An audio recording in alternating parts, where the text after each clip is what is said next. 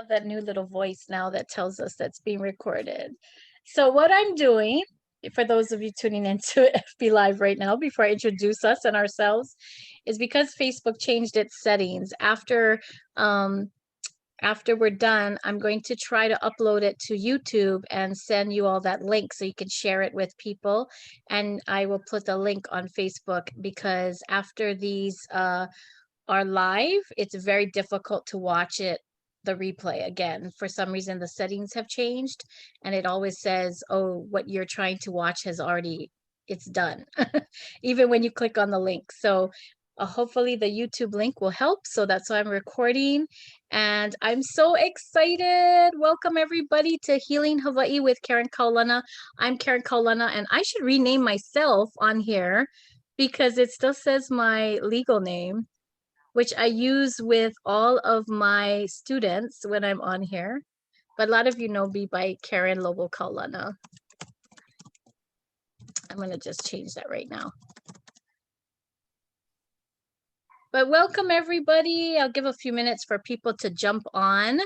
But this is Healing Hawaii with Karen Kaulana, and I'm Karen Kaulana, and I'm always live every Sunday. I used to be on the radio on KPRP, and since COVID hit, I haven't been going down to the radio station, so I've been doing my shows direct to Facebook Live via Zoom, and it keeps my guests safe, and it keeps everybody safe, and I look forward to going back in the studio and seeing people live in the studio again and going back on the radio.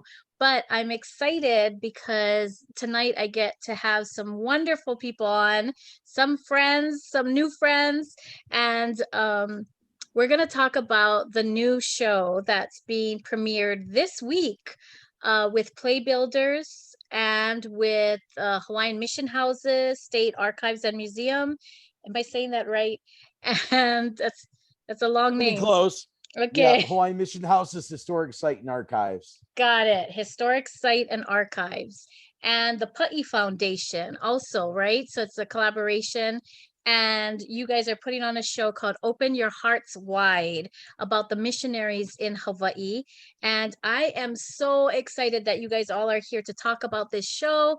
And hopefully more people can hear about it and check it out and watch and see it. And there'll be more discussions and sharing with amongst people about this topic and the missionaries in Hawaii. So I'm really excited. Thank you guys so much for tuning in. Oh, it's 7 o'clock exactly. So hopefully more of you are jumping on. Welcome to Healing Hawaii with Karen Kaulana.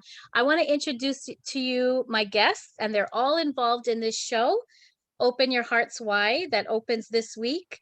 And that my first guest is Marion Lyman-Mersereau. Hi, Marion. Hi, aloha. Aloha. Mahalo so much for being on here. I really appreciate you coming on. Well, it's an honor to be on. Thank you for inviting me. Thank you. And we have Brailey Hirose-Hulbert. Am I saying it right? Or is it Hulbert? Perfect. Hulbert. Okay, yes. Yeah. I'm so sorry. I'm so terrible sometimes with people's names, like horrible. And so oh, nice. Okay, so I'm so got it right. Brailey, I'm so excited that you're here too to talk story with us. And I want to really hear from you and Marion about your role in Open Your Hearts Wide. I know Marion is was writing a part of the writing team for this production. And Brailey, you're a descendant, a missionary descendant. You've worked at the mission houses, and I want to hear your views as well. So I'm excited that you guys are here and willing to share. So thank you. Thank you. Thank you. Thank you for having me. Thank you. And we have Mike. And we have Mike Smola from Hawaiian Mission Houses, State Archives and Museum. Did I get it right? No? Close. Historic Site and Ah, Archives. okay. Historic Site and Museum. And Archives. And Archives. Okay. Yep. No worries, Karen. It's a long name. Yeah. Okay, wait. What is the Hawaiian Mission Houses is fine. Hawaiian Mission is Houses. solid. Okay, Yeah. okay. Got it. But it's the reason for your long name is because you offer so many services, because you are in archives, you are in a museum, you are a historic site. So you have all services in all these different areas, and that's why it's incorporated into long title. So I Yeah, appreciate that. when we changed that several years ago, it was thought to better encompass what we all do there instead of just Mission Houses Museum. So that's why we changed it to Hawaii Mission Houses Historic Site and Archives. Got it. Got it. Thank you, Mike. Thank you for coming on too. I appreciate Oh, you. my pleasure. Thank you. And Terri Madden with Play Builders. How are you? I'm great, thank you, and appreciate so much being on your show again. I think this is my, I don't know, third time. So Yeah. appreciate I it very love much. I love talking story with you, Terri, and I reached out to you to try to promote Open Your Hearts Wide, and I really appreciate you contacting Marion and Brailey and Mike and getting this group together. So I appreciate all the work that you do. Thank you, Terri, so much, and I appreciate you being here tonight. If you wouldn't mind, just a little, I want to clarify that Marion is the playwright of this project, and she's the one who was working with us on the story circles. And we did one, she created a play. I say we because the community was involved, that was given a reading way back when. But of course, because of COVID, instead of a play, we created a movie, which is a different genre altogether. And so we brought in screenwriters. So I just wanted to clarify, she's not just writing team. She is a playwright and a wonderful one, and she works so hard. And I hope someday someone, if not us, will put on what it was written out originally to be as a play. Was it the same title? Yes. Oh, okay. Thank you for that Pandemic pivot of clarification. the highest order. But I Oh, don't know if they can make in a live show, they can't make the ancestors so spooky like they can in a film. I love that. okay, I can't wait to hear about this and all the things that are in this film because it sounds really good. I always start my show off with a prayer, some kind of opening blessing. And Marion, you said you'd offer to do a verse or so in Hawaiian, and I really appreciate that. Mahalo. So I'm going to turn it over to you to open us up. Well, you probably know the song. I'm just going to say it because I'm not sure everybody can sing it, but let's. So this is from 1 Corinthians. E kolumea nui makahonua a kamana o io a kamana o lana a me ke aloha ka oia e.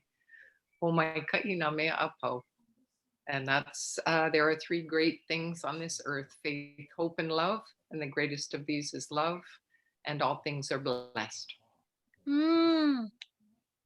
Beautiful. Mahalo nui. Mahalo nui. Thank you so much. That's so beautiful. Perfect. Perfect. Well, let's start with you, Marion, because you were the playwright for this project when it was supposed to be a play, a real play. Tell me about yourself and tell me how you got involved in this project. Well, let's just say how I got involved in the project. So years ago, Terri asked me, and I'm not sure what the venue was where we saw each other, maybe at a play, but she asked me if I had seen the film The Descendants, which was actually written by a former student of mine, Kaui Hart Hemmings. And I had seen the movie, and she said, well, what did you think of it? And I said, well, I'm not sure how it really represented the descendants. And Terri knew I was a missionary descendant. And she said, well, would you consider writing a play about it? And I had already written a play, and I think that's why she knew I don't even want to say the chops, because I'd only written one play at this point. And in fact, it premiered at one of her play festivals, Play Builders Play Festivals, and then, became something bigger and better. And so I said, well, I'm teaching full time now, Terri. Could we just wait till I retire? And as soon as she found out I was retired, boom, she was there asking me if I would do this. And the more she talked about it, she totally just got me excited about the whole idea of community collaborative theater. Or is it collaborative community theater? Which way is it, Terri? Either way, I suppose it works.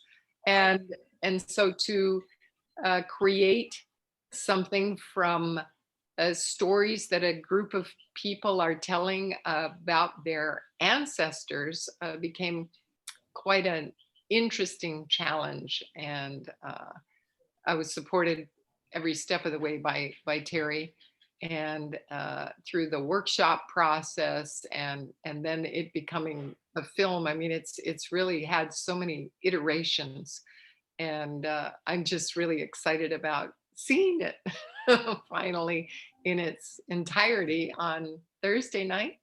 Yeah. So there were screenwriters brought in to take the play that you worked on and you wrote and turn it into the film that we're going to see. Yep.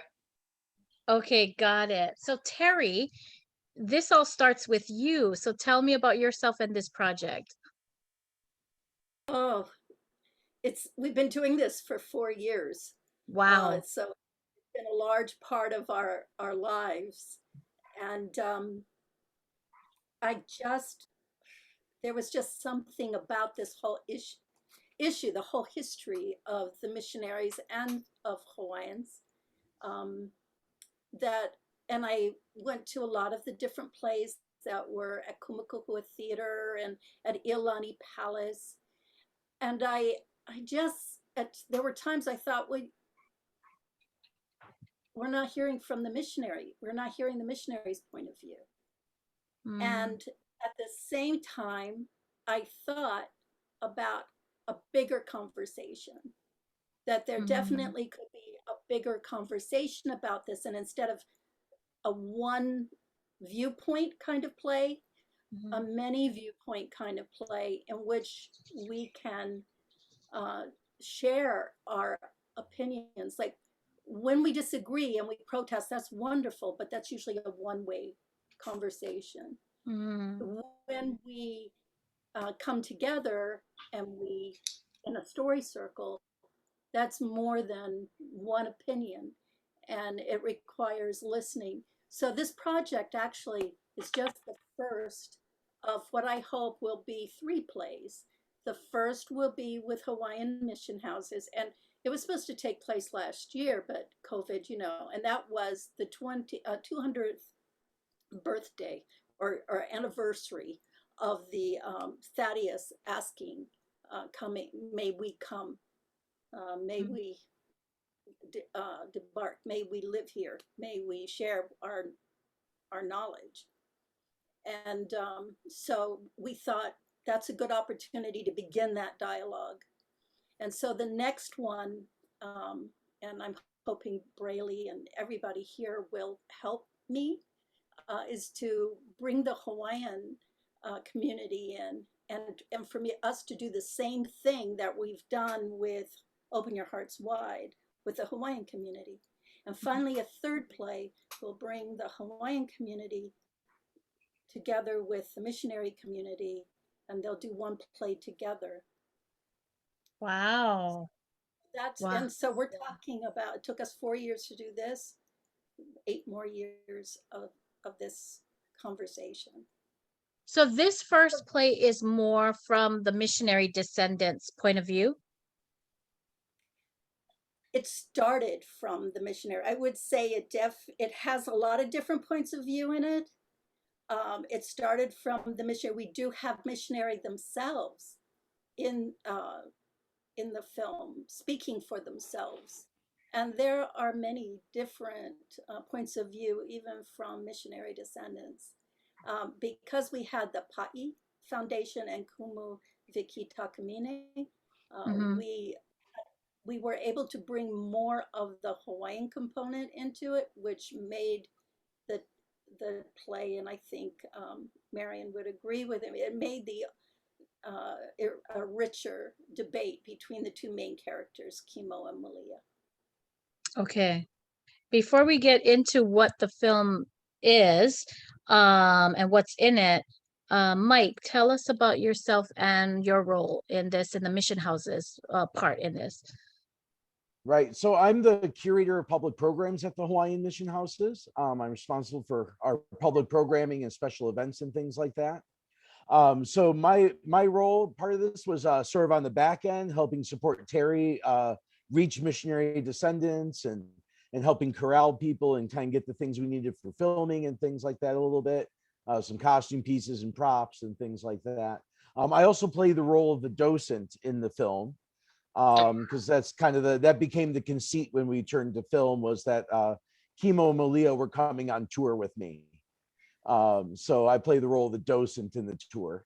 So that's kind of been my role in the whole piece, and sort of try to act as a liaison between play builders and mission houses, and trying to help get the communities she wanted together and the people she wanted together, and try to get everyone else situated with each other.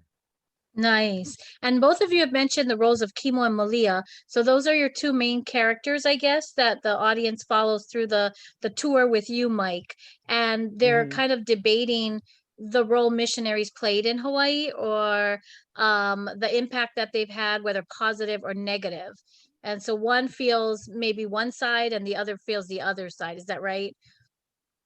Yeah, a lot of that takes place sort of in the side conversations in between bits of the tour, between Kimo and Malia themselves, without involving me as the docent or some of the other folks. But I do think that one of the really neat things is the way that Marion mined the archival material with the missionary letters and journals and the Ali'i letters that we have at the Hawaiian Mission House's archives, and use that also to bring in a different perspective. Nice. Okay, Brailey, tell me how you became part of the project and your role. Well, I was, at the time that I became introduced to this project, I was working at the mission houses.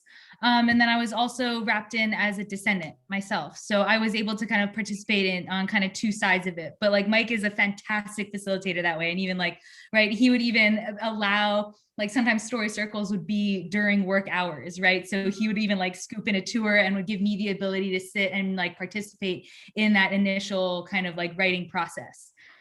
So that's how I got in on the game. Nice. Now, Brailey, you're a missionary descendant. What is your ethnic background? Well, half Hawai'i, half Japanese. That's what. Yeah, my dad is originally from the East Coast, and he met my mom up in college, and she's Japanese. My family. My grandmother's side worked on the sugarcane plantations here on Oahu. And then my grandfather's side was in Camp 5 in Pune'ene up on Maui. So, yeah. Oh, nice. Oh, yeah. Nice. Standard half Japanese. Yeah, wow. And Marion, you're a descendant as well. And what is your heritage and background and connection to which island? So, Hawaii Island, Hilo. My great grandparents came in 1832 on the Lyman side. And then one of their sons, Rufus Anderson, married Rebecca Hualani Ahung. My great grandmother was half Hawaiian, half Chinese.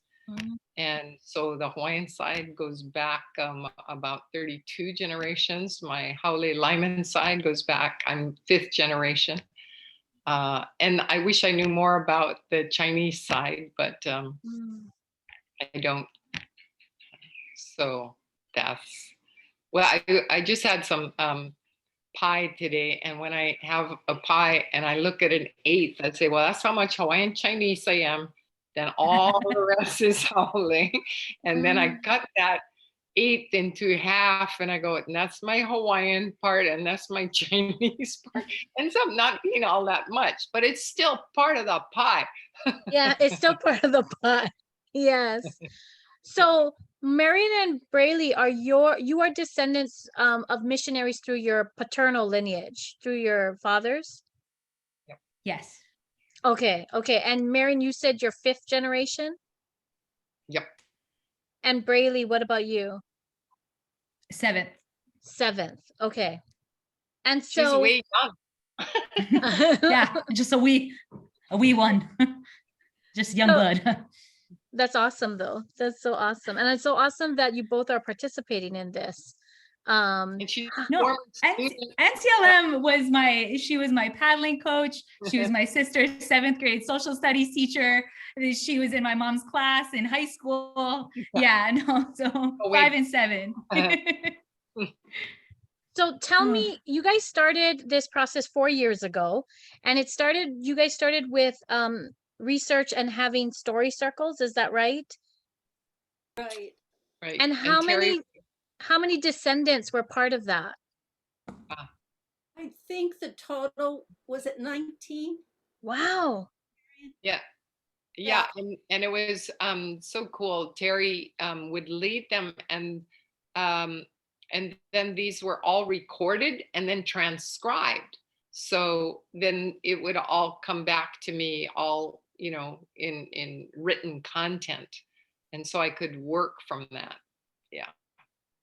Wow. Is the film that we're going to see this week that premieres, Open Your Hearts Wide, is that pretty close to the script that you wrote for the play? Very close. Very close. Just, I would say, condensed little more. And the missionary descendants are actually part of the film. So it's very cool. Terri zoomed in with all of us and got us to read our lines and act our lines, and in some cases. And yeah, so they're part of the film. Yeah, it's such a neat thing. If we were doing this live, I just still would like to do it someday live, because all the descendants would be there. Me too. It would be like a big family reunion, and people would be hugging. And I'm sure that those who are not missionary descendants would also, it would be a more close, there would be more closeness. But this film, I have to say, I saw the finished version today, and it is so good, guys. It's so professional. I'm just thrilled.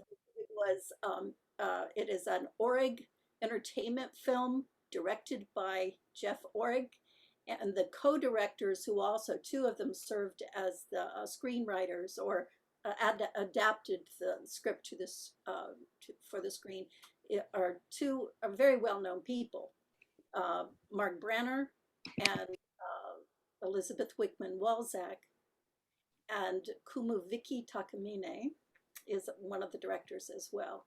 So this project, once we went into production, was an extremely good hands, and I'm just so thrilled with how it's turned out, and I hope everybody gets the opportunity to see it. Awesome. I'm so excited.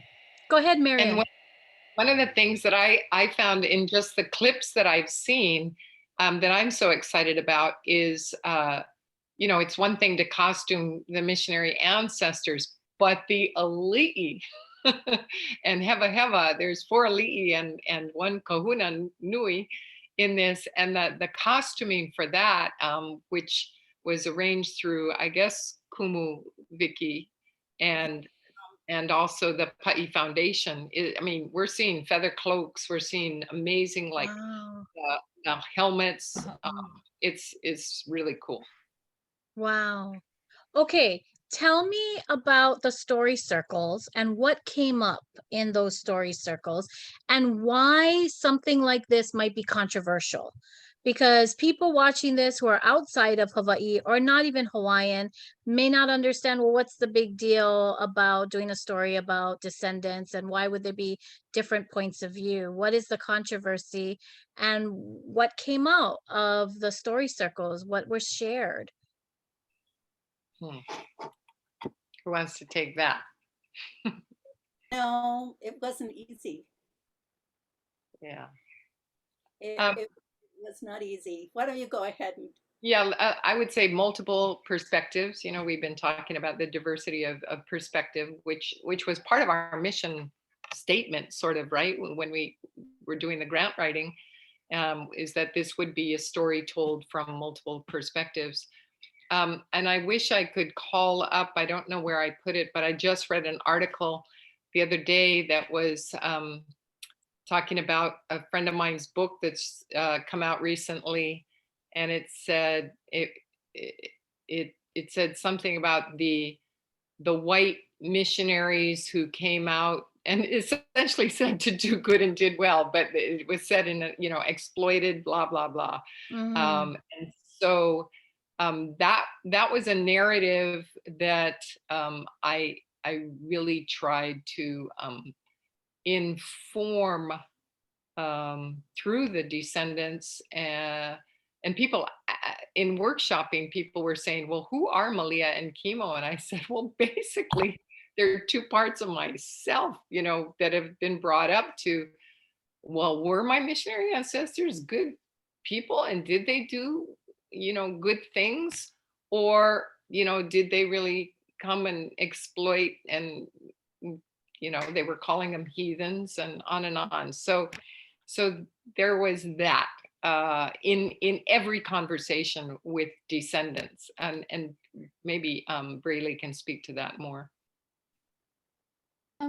Yeah, because I hear, and that's what I mean, sitting in the 7th generation and kind of looking back at things, I very much felt an intergenerational conversation when I was sitting around that table, because there was one descendant who I remember very vividly, she told this story about how her grandfather was born in the Chamberlain house. And it was almost like, that's what I mean. My dad's from the East Coast. He didn't even know that he was a Gulick descendant. He actually showed up down, and I think it was Marianne. It was Marianne Alexander. I don't know. I might be getting the names crossed here, but even let him know that he was a Gulick descendant. And so just those, I remember reading, I read Ma'ilapura by Carrie Inglis. And it was about, Kalavao, Kalapapa, and leprosy. And that was when, it was through that book that I learned that the Gulicks helped publish Kanupepa Kuoko, right? And it's I was like, whoa, wow, that's really cool, And maybe it was the way that I learned the stories of my ancestors, and kind of growing up and experiencing, kind of just a nonchalance about it more, that I really kind of was able to kind of stare at Uncle Peter Gulick and kind of be like, well, I guess you came with a good, genuine intent, but there were implications to the missionary presence here today, still in Hawaii. And that's what I mean. It's kind of looking at it being well, we're still living with certain things today here in contemporary Hawaii. So it seems like addressing those and straight up addressing those negative components to missionary presence was kind of something that we should talk about a little bit more, because even growing up, right, it's just, I don't know if it makes me a bad ancestor that I just don't know all the stories, or it's that it's some right this I somehow don't know enough, or what it is, but so my impression of my ancestors is very much I'm a biracial woman, in 2021, who's kind of just sitting here being I don't know, maybe there's other stuff we could talk about that speaks to material conditions in Hawaii today. Yeah. But that's again, right? This is me, right? Just like Malia in the play, right? I'm a rather outspoken young woman. And, so I'm moving through these, and that discussion of the dialogue, and even going on tours and having worked at the mission houses, those are all very present, and that's what I mean, very present in my mind in the presentation of the stories that we tell at a historic site. The main things, that's when, my time at the mission houses, I facilitated school programs primarily for Title I students, but I also gave tours to older white adults that were either on vacation, right? Big cruise ship groups that were coming. And it was, I guess, that juxtaposition, the different demographics that I had to speak to, that really kind of, and the way that I would code switch, right? I mean, obviously you're talking about children and adults, but the way that I would code switch to those different groups just became very, very vivid to me. And having walking that weird line, right? That I'm a descendant, I'm also a paid employee of the space. and just there's so many of the different layers that site occupies became very concentrated in the story circle setting. Okay. Yeah. And I could imagine that it would be emotional because not everyone looks back at missionaries being here in a positive light. And there was a lot of positive done, but there was the impact on Hawaiian as a culture, as a population, and then impacting later the overthrow. And in descendants later on. So there's a lot of emotion amongst different cultural groups here about the presence of missionaries in Hawaii. So this is a very hot topic. And Brailey, I commend you because there are so many people. I want to cry because I can relate to you, but I'm not a missionary, but I'm biracial. I am part white. I'm mostly white. I'm mostly Portuguese and German and Jewish. My legal last name is Lobel. It's German. I chose Kaulana as a stage name because I associate and identify more with my native culture because I am Hawaiian. But it is very relevant and difficult, I think, for people who are biracial. And I especially appreciate your voice being a descendant of a missionary, and Marion too, being biracial and having two parts and being from the native culture here as well as a descendant of a missionary, and how that plays emotionally in your physicality, in your mentality, and everything, and having to work at the mission houses and talk about this history. I could imagine it's so complex and it's not easy to dissect, talk about, feel. So I could imagine what came up in those story circles. Anything, Terri, you were going to say something. I just wanted to say the reason why it was difficult is because there was a genuine, for many of the people that participated, most of them, it was fine. There was no problem. They were willing to share. But there were a couple where there was no trust about someone telling these stories who was not of that community.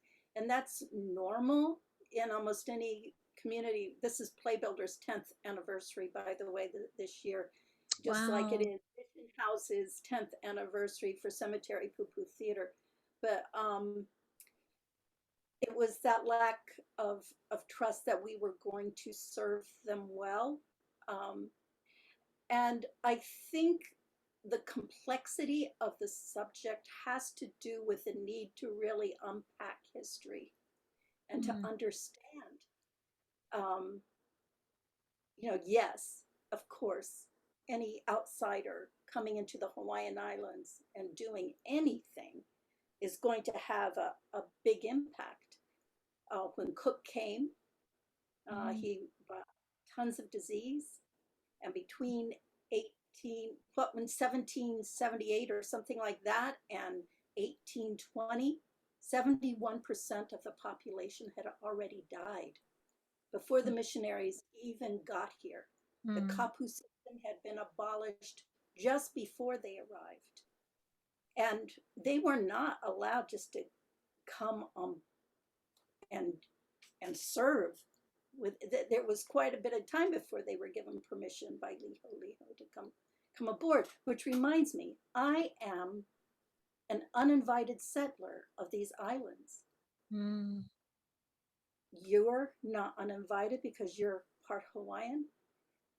The missionaries were invited.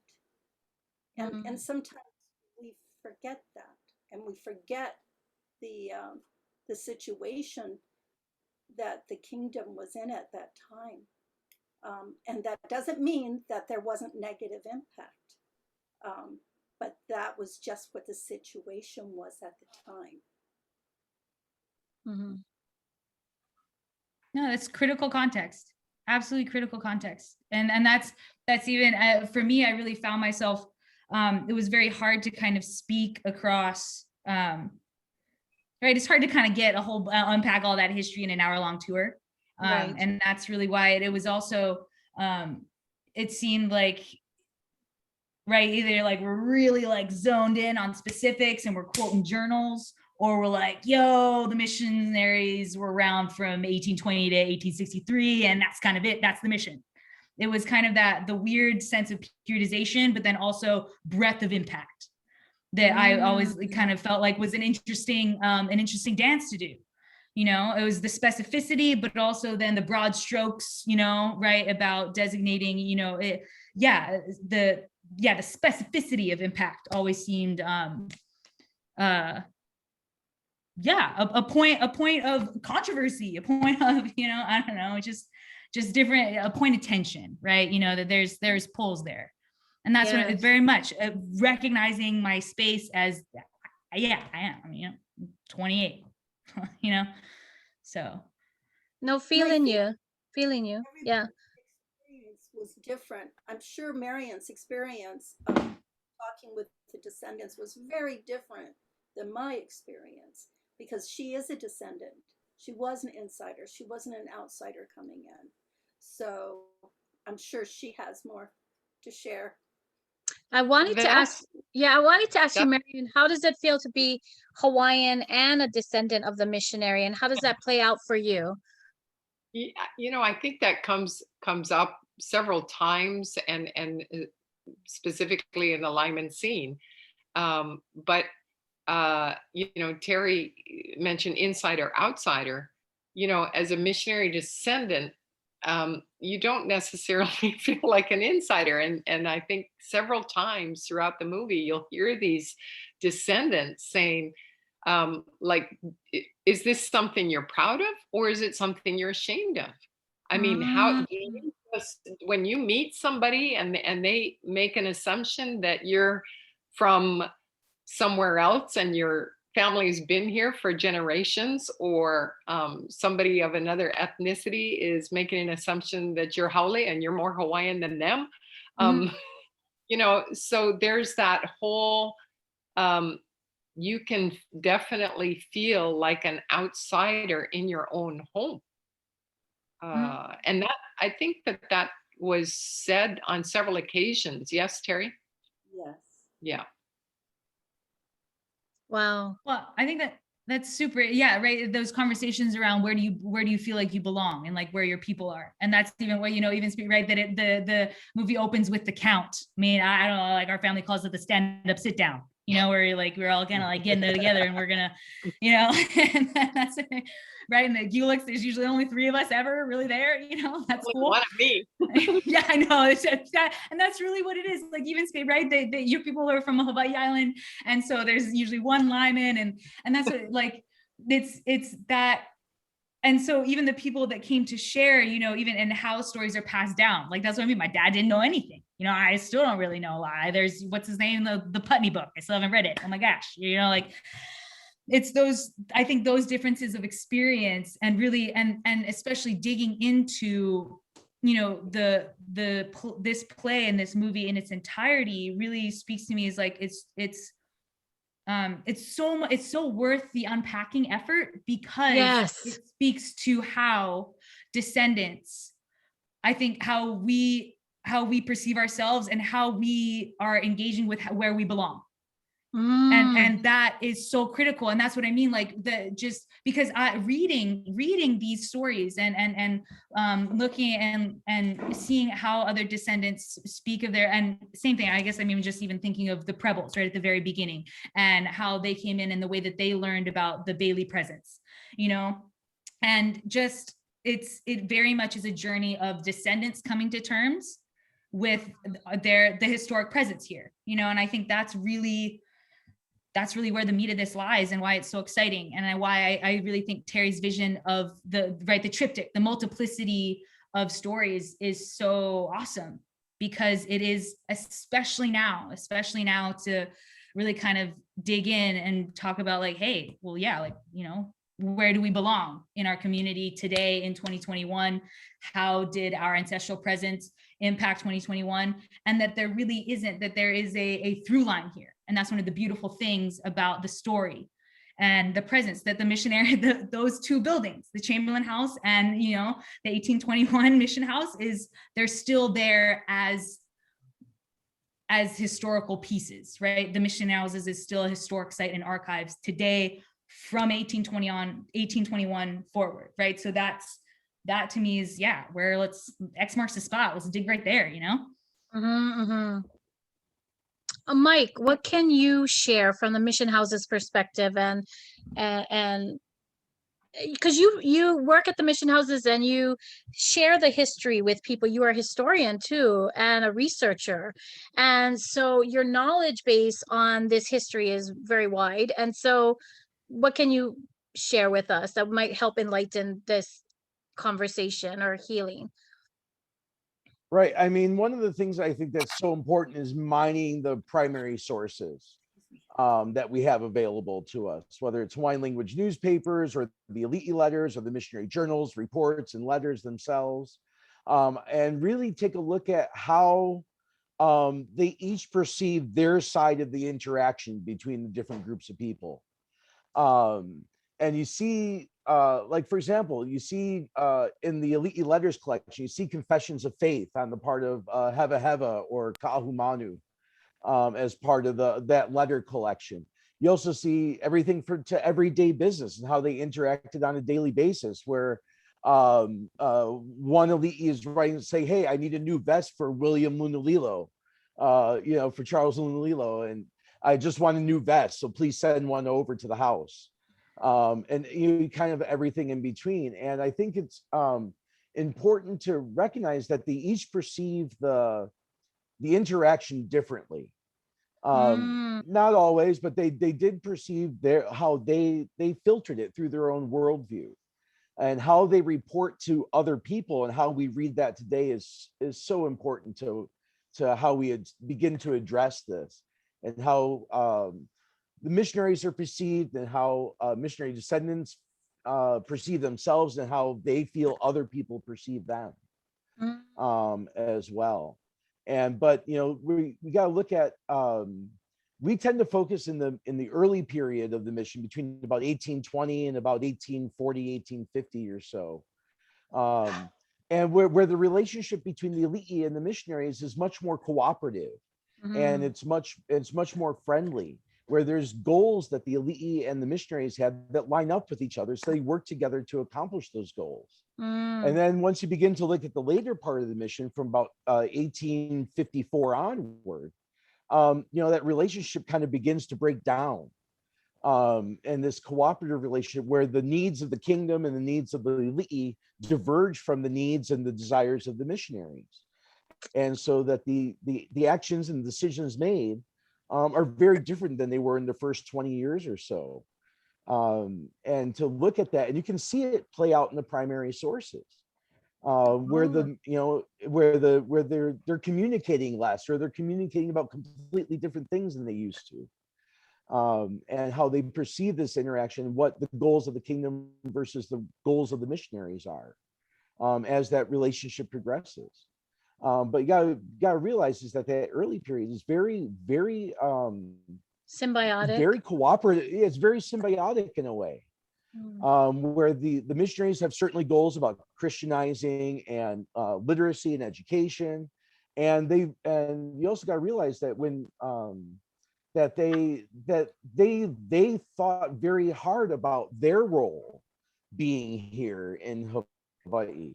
When King Kamehameha III asked Reverend William Richards to teach a class on political economy to the upper ranks of the Hali'i, Richards has thoughts about that, and he lays them out that I'm not sure, I feel personally that this is something I should help the Hali'i with, and to the best of my ability, but is this really my role as a missionary to be even engaging in this kind of thing?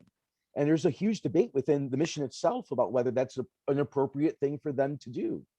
And in the end, decided that Richard should resign from the mission in order to accept this commission from the king.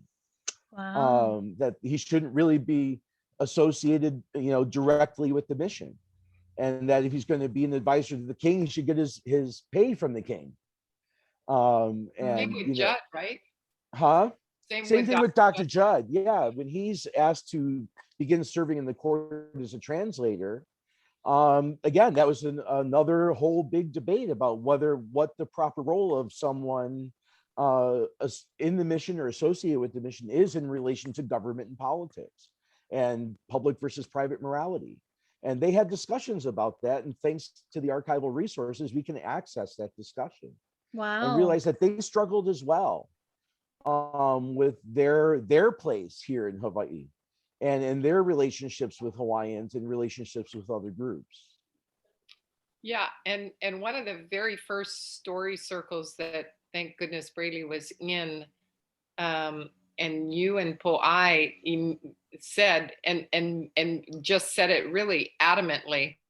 They said, no, just go 1820 to 1840. And I didn't ask any, I just went, okay, good.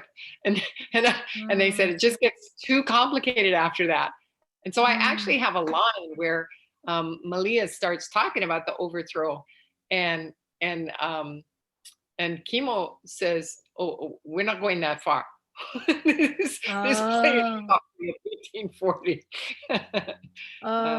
Now, I mean, the other part of that, Marion, of course, is you got to realize that the goals of the missionary kids and grandkids was very different from the goals of their parents. Sure.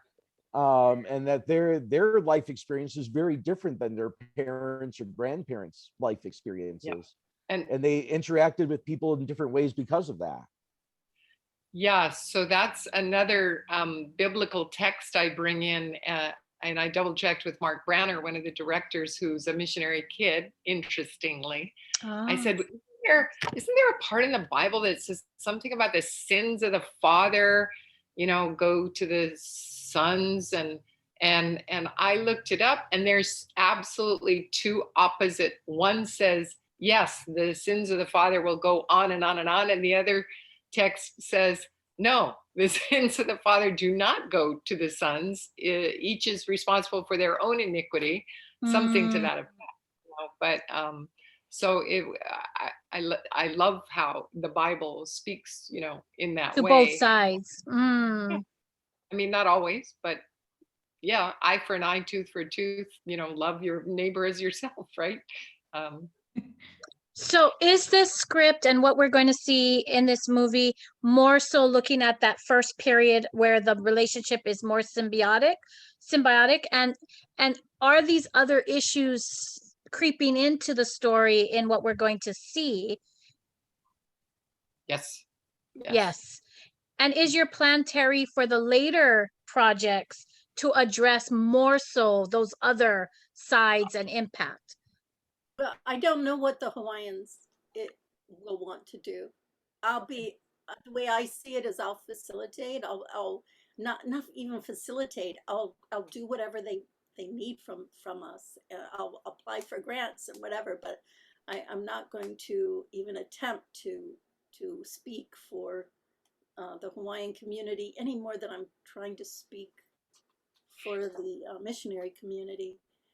But I'm hoping that when we do these kind of works, community works, that a little spark will, and other people will pick up, like get an idea from it and do something with it. Like, who knows, Marion, I don't know if you want to go forward with after 1840 or not, but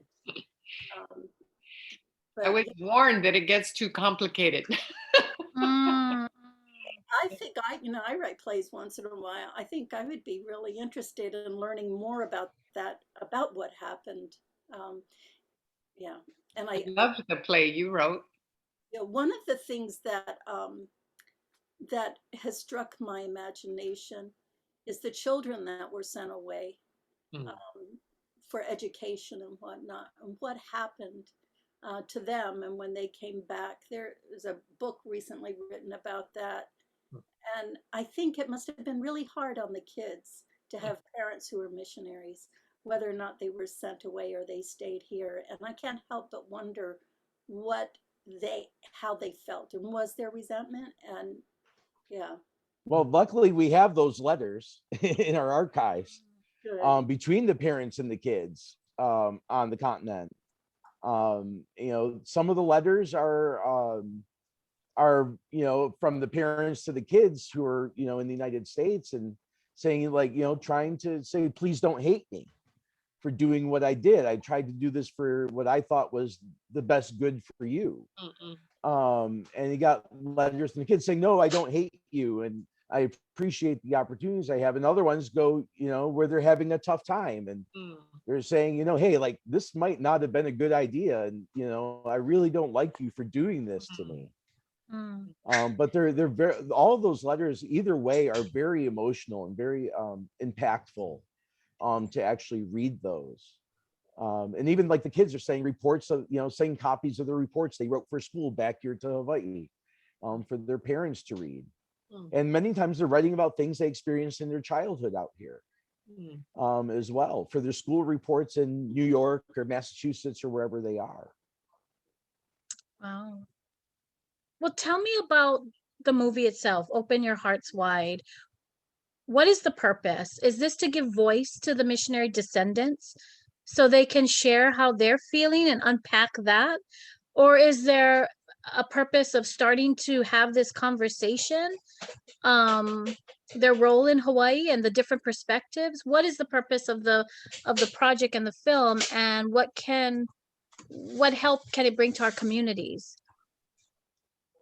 I think the producer should take that. I know it really takes a lot of nerve for the uninvited settler to put this together. I think for me, I'm an Army brat, I've traveled around the world, and I want healing in my community. I see disagreements. I've always been like that. Maybe it's being from the oldest child of 4. I believe that community collaborative theater has the ability to bring people together, and by gathering and sharing those stories, we will become more closely knit as a community. We'll start seeing each other as human beings instead of stereotypes. And that can only help our community. That's just how I feel. Brailey, what is go ahead, Marion. I was just going to say, you've worked with Terri before on her other projects, so you know what fantastic work she's done in terms of community building. So I mean, that is a very heartfelt mission of hers and Play Builders. Yes, and so we're so grateful for Play Builders in our community, and actually all of the organizations, including mission houses, because I work with mission houses. I do some CPT, right? Cemetery Poo Poo Theater, which we're about to open as well in a couple weeks and this summer. So you can go to missionhouses.org for that. So this is we're all part of this community, and so I appreciate all the roles that everybody plays. I wanted to ask Brailey, what is your hope of this project as a biracial woman in 2021, a missionary descendant carrying a lot of layers of stuff? What is your hope for this project? Well, my hope is honestly just wrapped up in the title, right? To open your hearts wide, to have that be a direct quote, right?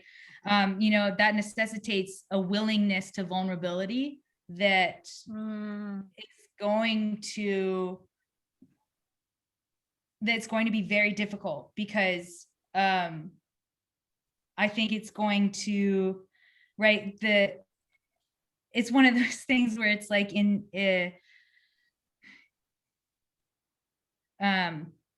gosh, I didn't think that this would be too difficult. No, it's okay.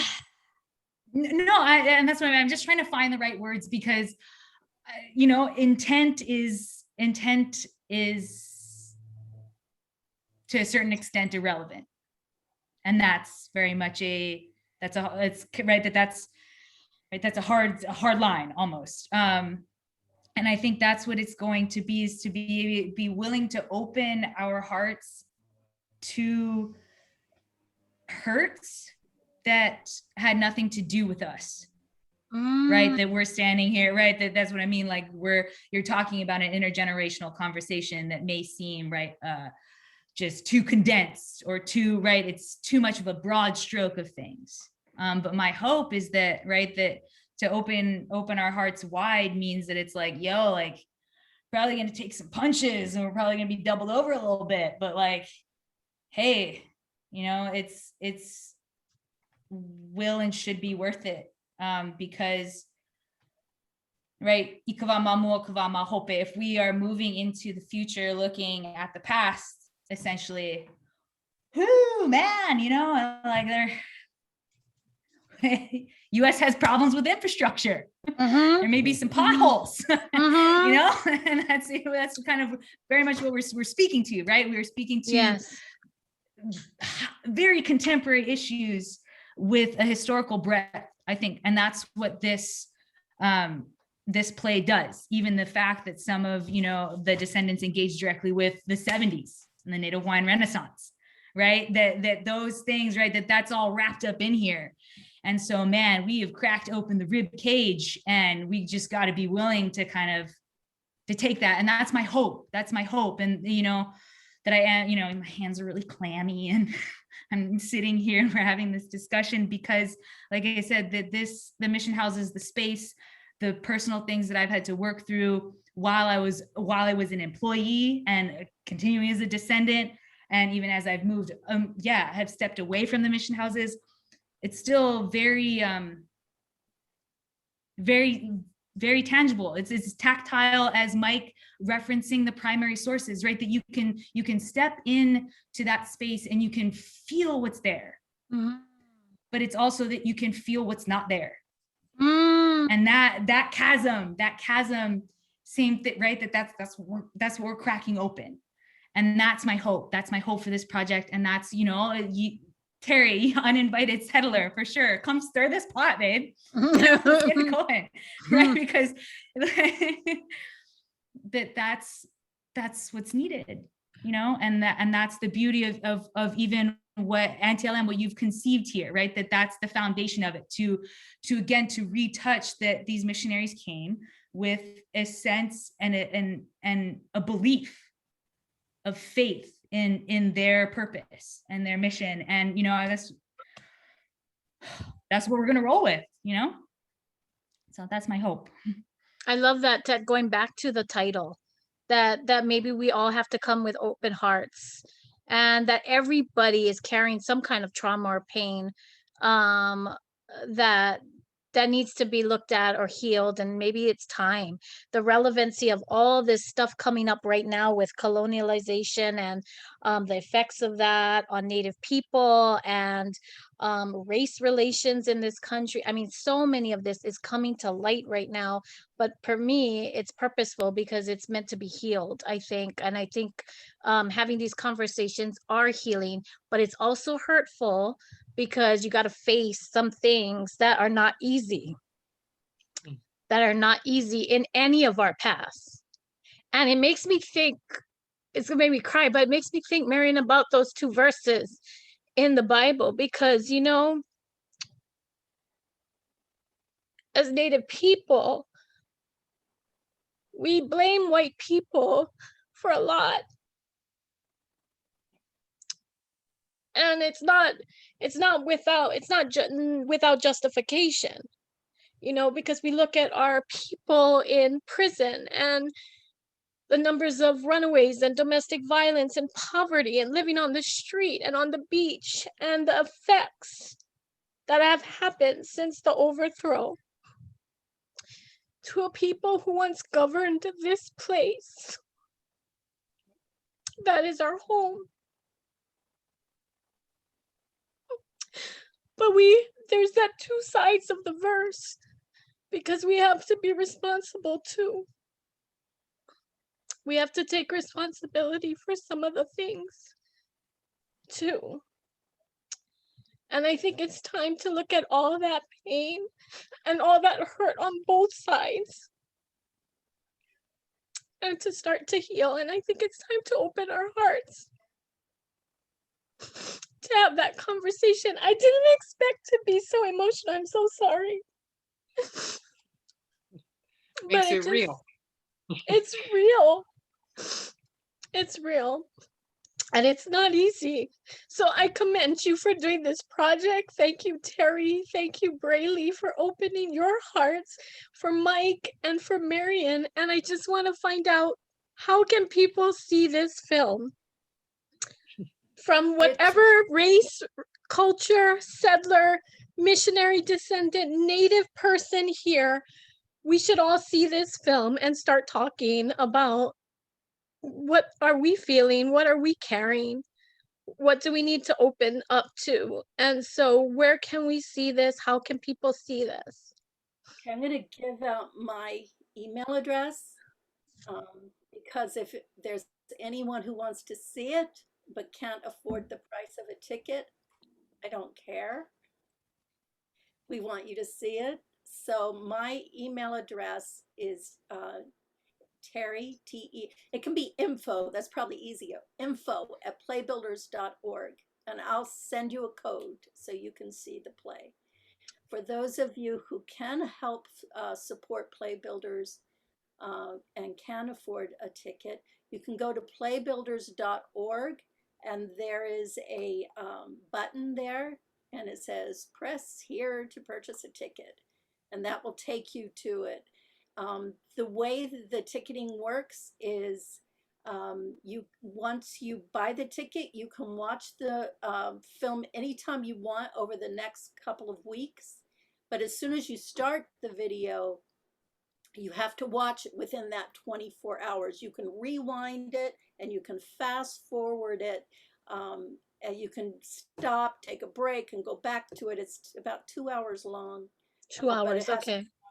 Yeah, but it has to be watched from within 24 hours of when you first begin watching. Purchase it, okay. And June 13th at 7 o'clock, it'll be shown at Central Union Church too. Okay, June 13th at 7 o'clock at Central Union Church. People should wear their mask and physically distance and come safe. Temperature will be checked, and we'll make sure we'll park people on the pews properly, and and Central Union is very open, and depending how many we get, it'll either be in the sanctuary or the chapel. Okay. You said is that 7:30? 7, I think. 7. Okay. 7 at Central Union on June 13th. Will there be a discussion afterwards? I've offered to do a Q&A. Wow. Marion. Okay, and then when does it officially open online? Is it June 3rd? Yeah, June 3rd, Thursday. I think it starts at 7:30. I am keeping my fingers crossed it's all going to go well, because it takes 24 hours to download or upload it. So I just hope nothing goes wrong. But if everything goes well, it's Thursday at 7.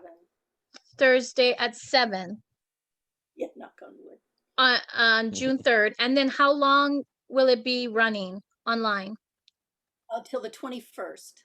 Till the 21st. Okay, so June 3rd to the 21st. They can go to playbuilders.org to get a ticket, to purchase a ticket to watch it. They have 24 hours from the time they purchase it to watch it. And they can watch it numerous times, but as long as they complete it in 24 hours, their access is for 24 hours. Or if they would like to see it and may not be able to afford to see it, they can send an email to info@playbuilders.org. Is that right? Yeah. And this is June 3rd through June 21st, and it's called Open Your Hearts Wide. Time to start this conversation. Whew, it's a big one. Sorry, I didn't mean to get so emotional. I don't know if that came up, and that must come up in your story circles. Oh my gosh. Now I can imagine what comes up in those story circles. And I give you kudos, Marion, because I don't know how you would put all that together in a script. There was a lot of help from a lot of people. It's awesome, and I can't wait to see it. There was something else I was gonna say, and I can't remember. It was related to this, but people can just go to playbuilders.org to get more information. Oh, I know what I was going to ask, the cost of the ticket. People might ask, well, what is the cost? $20. How much is It's it? a $20 ticket. $20. Okay. And then if they can't afford it, you won't turn people away. They just email you at info@playbuilders.org and they'll be able to see it. June 3rd through June 21st. Got it. Yeah. Thank you guys so much for coming on here and promoting. I want to give a shout out to CPT, Cemetery Poo Poo Theater, because we are doing it again.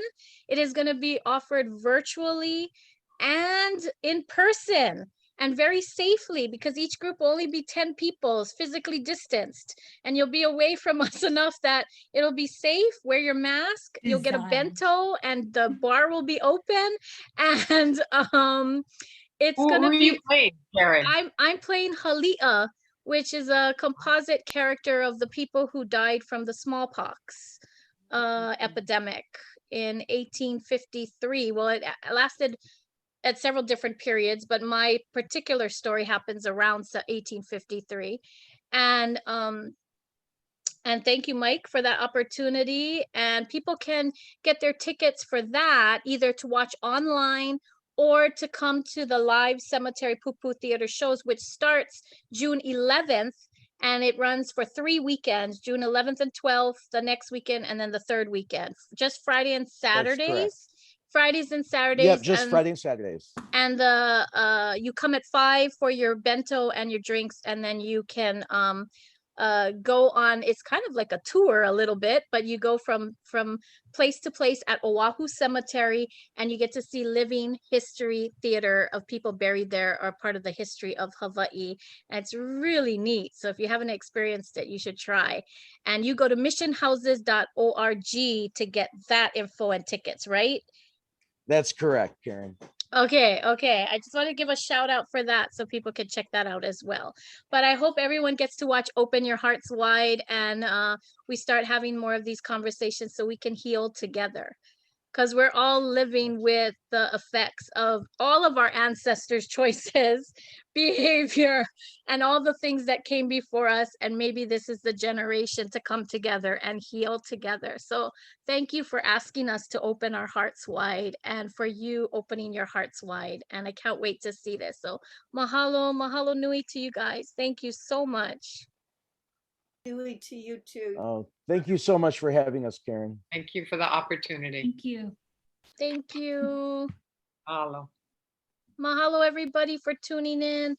Open your hearts wide, playbuilders.org. Okay, we're not live. I'm so sorry. I didn't mean to get so emotional. Do not apologize for being No, emotional. absolutely. Totally made it real. Everyone's These are got sweaty, Karen.